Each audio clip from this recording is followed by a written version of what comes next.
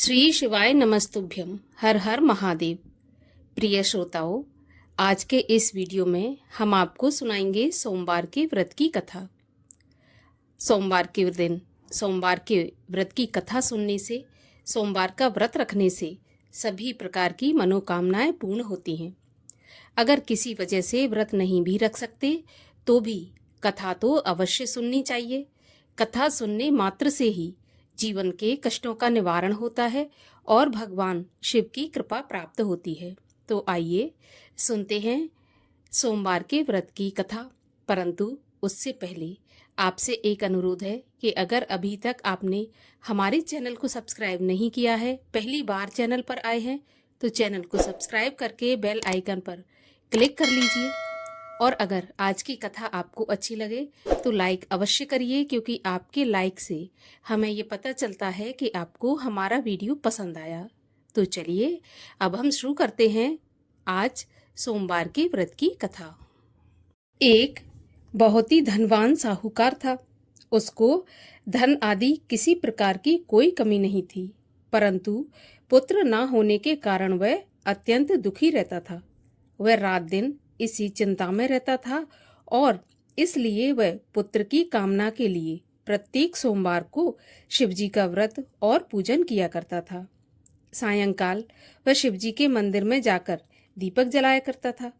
उसके इस भक्ति भाव को देखकर एक समय पार्वती जी ने शिवजी महाराज से कहा कि हे महाराज, ये साहूकार आपका अनन्य भक्त है और सदैव आपका व्रत और पूजन बड़ी ही श्रद्धा से करता है, अतः इसकी मनोकामना आपको पूर्ण करनी चाहिए। तब शिवजी ने कहा, पार्वती, ये संसार कर्म क्षेत्र है। जैसे किसान खेत में बीज बोता है वैसा ही फल काटता है, उसी प्रकार संसार में जो जैसा कर्म करते हैं वैसा ही फल भोगते हैं। पार्वती जी ने अत्यंत आग्रह से कहा कि प्रभु, जब ये आपका ऐसा भक्त है और यदि इसको किसी प्रकार का कोई दुख है तो आपको अवश्य दूर करना चाहिए, क्योंकि आप तो सदैव अपने भक्तों पर दयालु रहते हैं, उनके दुखों को दूर करते हैं। यदि आप ऐसा नहीं करेंगे तो मनुष्य क्यों आपकी सेवा, व्रत, पूजन आदि करेंगे। पार्वती जी का ऐसा आग्रह देखकर शिवजी महाराज प्रसन्न होकर कहने लगे, हे पार्वती, इसको कोई पुत्र नहीं है, इसी पुत्र की चिंता में ये अति दुखी रहता है। इसके भाग्य में पुत्र ना होने पर भी मैं इसको पुत्र की प्राप्ति का वरदान देता हूँ, परंतु ये पुत्र केवल 12 वर्ष तक ही जीवित रहेगा। इसके पश्चात वह मृत्यु को प्राप्त हो जाएगा। इससे अधिक मैं इसके लिए और कुछ नहीं कर सकता। यह सब बात साहूकार सुन रहा था। इससे उसको ना तो कुछ प्रसन्नता हुई और ना कुछ दुख हुआ। वह पहले जैसे शिवजी का पूजन और सोमवार का व्रत किया करता था उसी तरह करता रहा। कुछ काल व्यतीत हो जाने पर साहूकार की स्त्री गर्भवती हुई और 10वें महीने उसके गर्भ से अति सुंदर पुत्र की प्राप्ति हुई। साहूकार के घर में बहुत खुशियां मनाई गई, परंतु साहूकार ने उसको केवल 12 वर्ष की आयु जानकर कोई अधिक प्रसन्नता प्रकट नहीं की और न किसी को यह भेद बताया।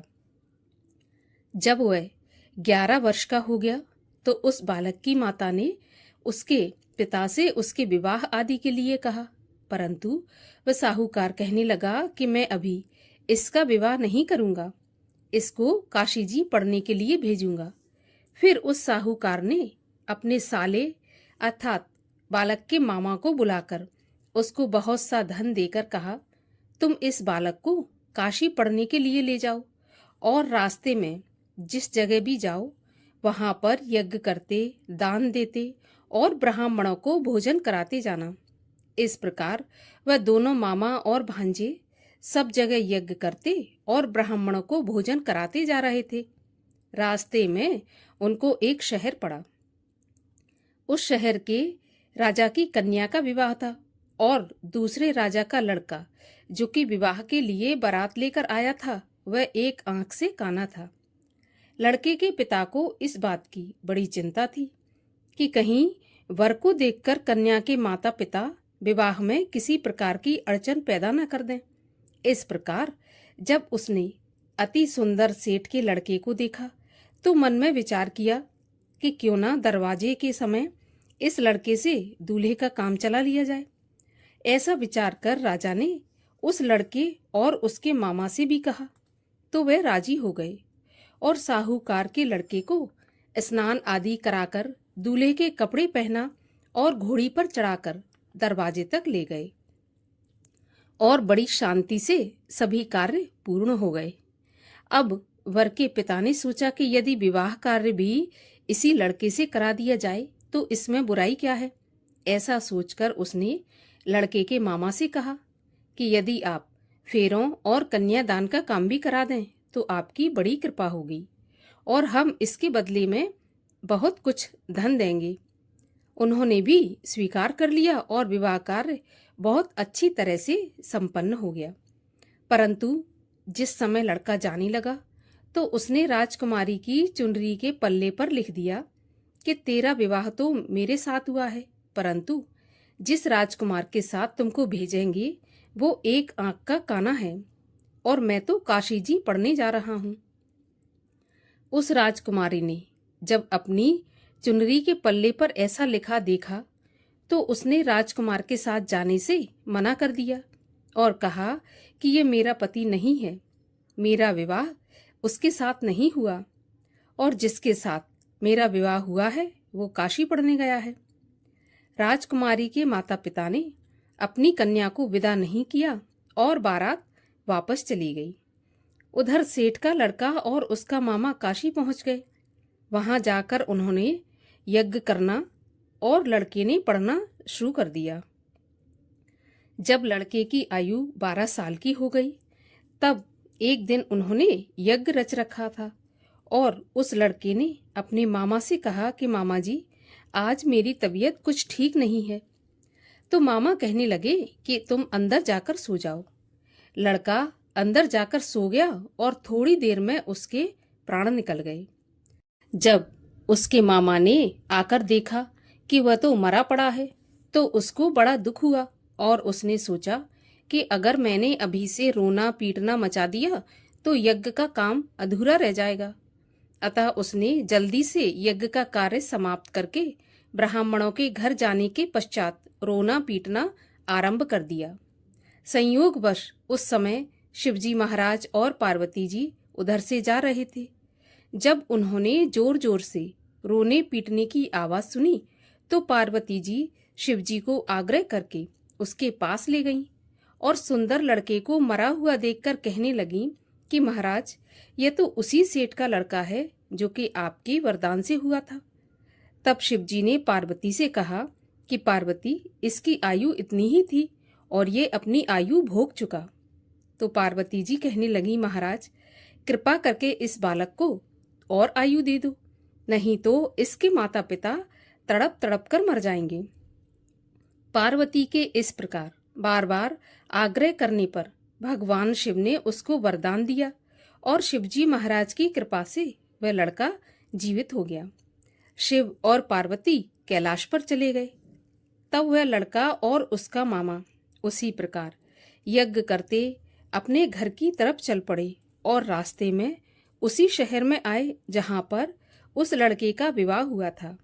वहां पर आकर जब उन्होंने यज्ञ आरंभ कर दिया तो उस लड़के के ससुर ने उसको पहचान लिया और अपने महल में लाकर उसकी बहुत आवभगत की। साथ ही बहुत सारे धन और दासियों के साथ बड़े आदर और सत्कार के साथ अपनी लड़की और जमाई राजा को विदा किया। जब वह अपने शहर के निकट आए तो उसके मामा ने कहा कि पहले मैं तुम्हारे घर जाकर खबर करके आता हूँ। उस समय उसके माता पिता अपने घर की छत पर बैठे हुए थे और उन्होंने ये प्रण करके रखा था कि यदि हमारा पुत्र कुशलता पूर्वक घर आ गया तो राजी खुशी नीचे आ जाएंगे, नहीं तो छत से गिरकर अपने प्राण दे देंगे। इतने में उस लड़के के मामा ने आकर ये समाचार दिया कि आपका पुत्र आ गया, परंतु उनको विश्वास नहीं हुआ। तब उसके मामा ने शपथ पूर्वक कहा कि आपका पुत्र अपनी स्त्री और बहुत सारा धन साथ लेकर आया है। तो सेठ ने बड़े आनंद के साथ उसका स्वागत किया और वह बड़ी प्रसन्नता के साथ रहने लगे। इसी प्रकार जो कोई भी सोमवार के व्रत को धारण करता है अथवा इस कथा को पढ़ता या सुनता है, उसके दुख दूर होकर उसकी समस्त मनोकामनाएं पूर्ण होती हैं। इस लोक में नाना प्रकार के सुख भोग कर अंत में सदाशिव के लोक की प्राप्ति होती है। बोलिए माता पार्वती की जय, भगवान शिव शंकर की जय। और आइए अब करते हैं भगवान शिव की आरती। ओम जय शिव ओमकारा स्वामी हर शिव ओमकारा ब्रह्मा विष्णु सदा शिव अर्धांगी धारा। ओम जय शिव ओमकारा एकानन चतुरानन पंचानन राजे हंसानन गरुणासन वृषवाहन साजे। ओम जय शिव ओमकारा दो भुज चार चतुर्भुज 10 भुज ते सोहे तीनों रूप निरखता त्रिभुवन जन मोहे। ओम जय शिव ओमकारा अक्षमाला वनमाला मुंडमाला धारी चंदन मृग मद सोहे भोले शशिधारी। ओम जय शिव ओमकारा श्वेतांबर पीतांबर बाघंबर अंगे सनकादिक ब्रह्मादिक भूतादिक संगे। ओम जय शिव ओमकारा कर में श्रेष्ठ कमंडल चक्र त्रिशूल धरता जग करता जग हरता जग पालन करता। ओम जय शिव ओमकारा ब्रह्मा विष्णु सदा शिव जानत अविवेका प्रणवाक्षर के मध्य ये तीनों एका। ओम जय शिव ओमकारा त्रिगुण शिव जी की आरती जो कोई नर गावे कहत शिवानंद स्वामी इच्छित फल पावे। ओम जय शिव ओमकारा। बोलिए शिव शंकर महादेव की जय।